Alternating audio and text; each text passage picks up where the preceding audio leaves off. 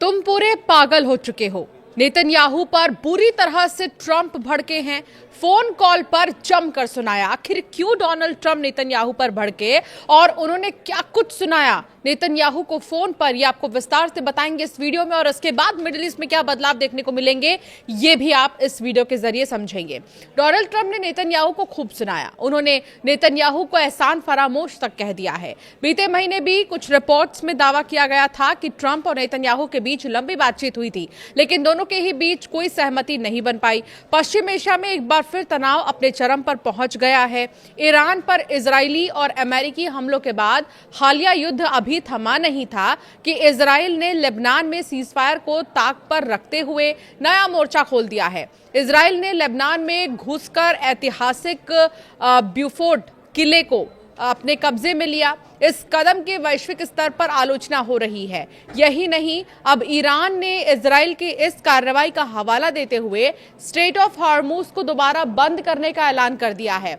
इससे अमेरिका और ईरान के बीच सीजफायर को लेकर चल रही वार्ता ठंडे बस्ते में जाती हुई दिख रही है। इतना सब होने के बाद ट्रंप का गुस्सा 7वें आसमान पर पहुंच चुका है। ट्रंप ने फोन पर मिलकर इजरायली प्रधानमंत्री बेंजामिन नेतन्याहू को खूब खरी खोटी सुनाई है। रिपोर्ट्स के मुताबिक लेबनान में इजराइल द्वारा लगातार की जा रही भीषण बमबारी और हमलों से भड़के ट्रंप ने सोमवार को फोन कॉल पर नेतन्याहू को गंदी गालियां देते हुए उनकी जमकर क्लास लगाई। अमेरिकी मीडिया आउटलेट एक्सियोस ने अमेरिकी अधिकारियों और फोन कॉल की जानकारी रखने वाले पुख्ता सूत्रों के हवाले से दावा यह किया है कि सोमवार को डोनाल्ड ट्रंप और बेंजामिन नेतन्याहू के बीच हुई बातचीत बेहद तनावपूर्ण रही। जानकारी के मुताबिक ट्रंप इस कदर नाराज थे कि उन्होंने नेतन्याहू को सीधे तौर पर एहसान फरामोश तक कह डाला। एक वरिष्ठ अमेरिकी अधिकारी ने इस बातचीत का ब्यौरा देते हुए बताया कि डोनाल्ड ट्रंप ने फोन पर चिल्लाते हुए नेतन्याहू से कहा कि तुम पूरी तरह पागल हो चुके हो। अगर मैं ना होता तो तुम आज जेल की सलाखों के पीछे होते। मैं तुम्हारी जान बचा रहा हूं। तुम्हारी इन हरकतों की वजह से आज कोई तुमसे नफरत करता है। अब पूरी दुनिया इस वजह से इजराइल से नफरत करती है। क्यों आग बबूला हुआ है ट्रंप, अब आपको बताते हैं। इजराइल ने लेबनान को इस समय दहलाकर कई मोर्चों पर दिक्कतें पैदा कर दी हैं। ईरान ने सीजफायर तोड़ने का आरोप लगाते हुए साफ कर दिया है कि वो ऐसी स्थिति में बातचीत जारी नहीं रखेगा। ऐसे में ट्रंप के कई हफ्तों के मेहनत पर पानी फिर सकता है। तो वहीं कई पश्चिमी देशों ने भी इजराइल के ताजा हमलों की कड़ी निंदा की है। ऐसे में ट्रंप ने इस फोन कॉल पर नेतन्याहू को चेतावनी दे दी है कि अगर इजराइल ने लेबनान पर हमले नहीं रोके तो इजराइल पूरी दुनिया में अलग थलग पड़ जाएगा और अमेरिका भी उसकी मदद नहीं कर पाएगा। ईरान ने अब धमकी दे दी है। इस बीच ईरान का पारा बढ़ चुका है। ईरान ने लेबनान में हमलों को लेकर स्ट्रेट ऑफ हॉर्मुज बंद करने की बात कह दी है, जिससे ऊर्जा संकट और गहरा सकता है। ईरान ने अमेरिका को कीमत चुकाने की धमकी दे दी है।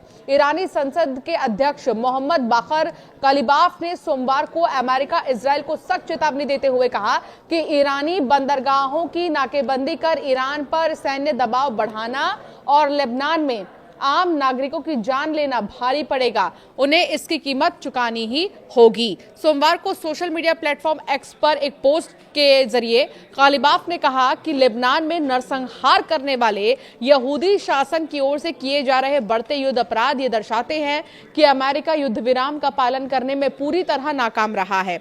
समुद्री नाकेबंदी और नरसंहार करने वाले यहूदी शासन के लेबनान में युद्ध अपराधों को बढ़ावा देना इस बात का साफ सबूत है कि अमेरिका युद्ध विराम की शर्तों को नहीं मान रहा।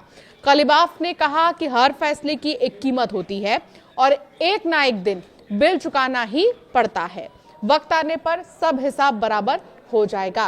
तो इस तरह अब देख रहे हैं आप कि पूरे मिडिल ईस्ट में जो है अब बयानों को लेकर काफी ज्यादा चर्चा हो चुकी है और सबसे ज्यादा चर्चा हो रही है ट्रंप के उस बयान की, ट्रंप की उस बातचीत की जो उन्होंने नेतन्याहू से की है और उन्हें खरी खोटी सुनाई है। आपकी क्या राय है इस पर हमें जरूर कमेंट कर बताएं।